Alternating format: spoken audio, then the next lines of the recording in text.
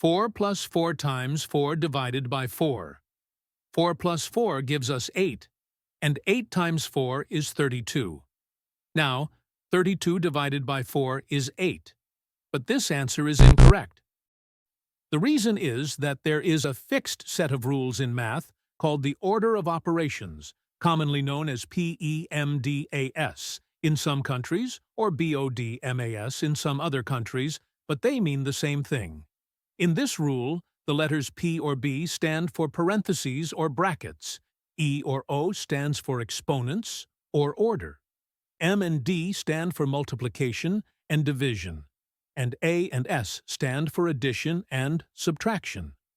First, we have to solve for parentheses, then exponents, then multiplication or division, and finally addition or subtraction.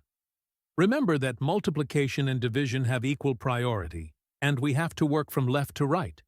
And the same applies to addition and subtraction. So first, 4 times 4 gives us 16. Here, we get 4 plus 16 over 4. 4 plus 16 gives us 20. Finally, 20 over 4 gives us 5. And this is our final answer to this problem. The correct answer is 5.